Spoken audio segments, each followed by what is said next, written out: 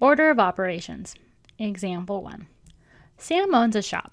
He wanted to determine how much money he spends on cans of brake cleaner. The cost of one can is $1.89.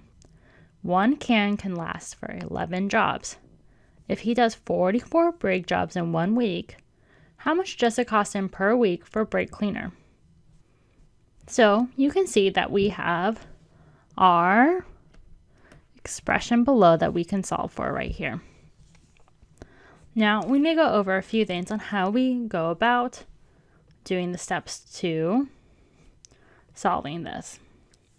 And what's really helpful is to remember this. So you can think of this as, please excuse my dear Aunt Sally. So the P actually stands for parentheses. That means anything inside the parentheses is that will be addressed first in when we solve. So once we've done all the steps inside the parentheses, then we look for exponents, and then we go ahead and solve for those as the next order. Thirdly, then we can look for multiplication and division. This is due when we are looking at a larger problem. And then the last step we do will be to add or subtract. Now let's go back to example 1, as this will make a little more sense. So the first thing we do is we look for parentheses. So we see that 44 divided by 11 is in parentheses. So we will need to do that first. So 44 divided by 11 is 4. Because 11 times 4 is 44. So here we have 4. Now we have done everything inside the parentheses. So now we can move on to exponents.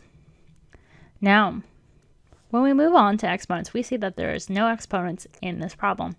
So we don't have to do anything with that one. The next will be to multiply and divide. So we can see that we do have a multiplication problem right here. So that will be the next step. So we have 1.89 times 4. So we multiply 9 times 4 is 36. Put the 6 below, carry the 3. 8 times 4 is 32, plus 3 is 35. So we put a 5 below, and we carry that 3. Now we have 4 times 1, which is 4, plus 3, which is 7. Now we deal with the parenthesis.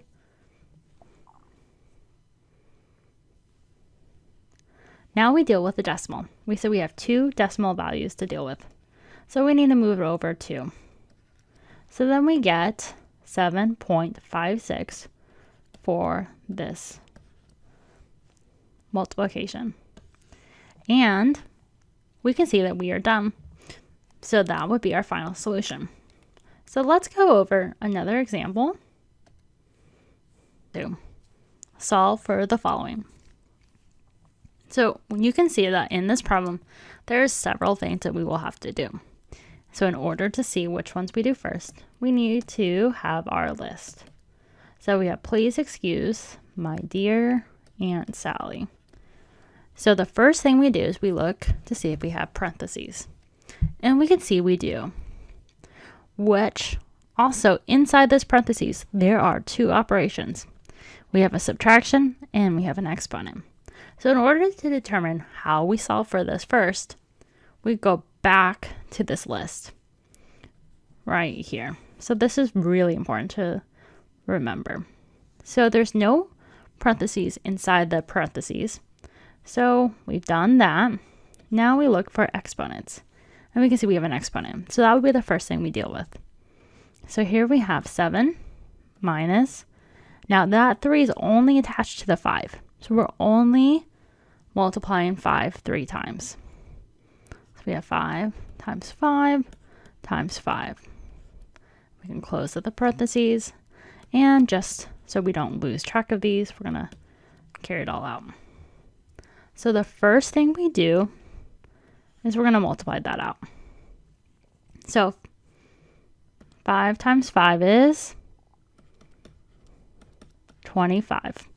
And then we're going to multiply it by that one last 5. So we'll do it like that. 5 times 5 is 25. Carry the 2. 5 times 2 is 10. Plus 2 is 12. So we have 7 minus 125. Close the parentheses. And then plus 15 divided by 3. So now the next step will be, as it's the only last step because we don't have anything for multiply and divide, will be to subtract. So we do 7 minus 125. And we remember that we could really just go like this. 125 minus 7. So 5 minus 7 can't be done. We borrow. 15 minus 7 is 8. Then we have a 1 and a 1. So this number is actually negative because we remember that the larger number, we're going to keep that sign, which is 125. So now we have negative 118. Then we're going to plus 15 divided by 3. So you can see that we are done within the parentheses because there's no more to solve for within it. So the next thing we do is we've dealt with our parentheses, which we've done. There's no more exponents. And then we will multiply or divide. So we can see that this next step will be to deal with that. So 15 divided by 3. So this problem, when we go 15 divided by 3, which is equal to 5. So we still have 118, which is negative, plus 5. Because 15 divided by 3 is equal to 5. So now we are at the last step. We have negative 118 plus 5. So kind of like we've done before, we can just take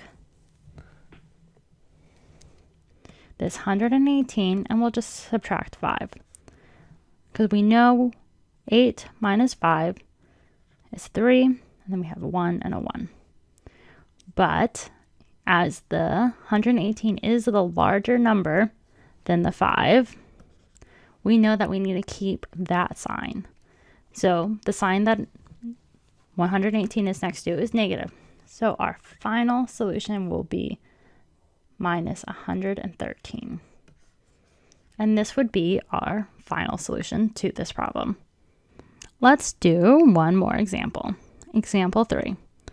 Rick is changing oil in multiple vehicles. The car needs 1 gallon of oil each, whereas the trucks need 2 gallons.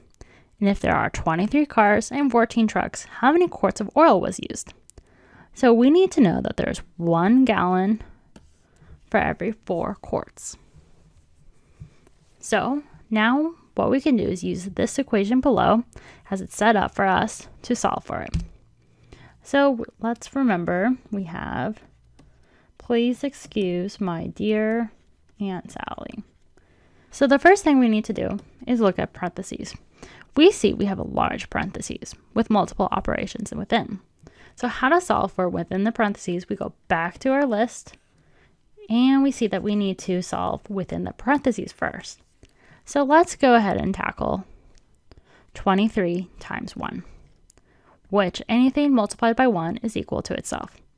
So we would have just 23. Then we plus. Now we need to deal with this parentheses. So 14 times 2, which if you can't do it in your head, just put it off to the side. 4 times 2 is 8. 2 times 1 is 2. So then we have 28. And then we can close the second bracket, and we're going to multiply that by 4 at the very end. So now we've dealt with within the parentheses, and we don't have any exponents. We don't have to multiply or divide within this large parentheses. So now we can just add them together.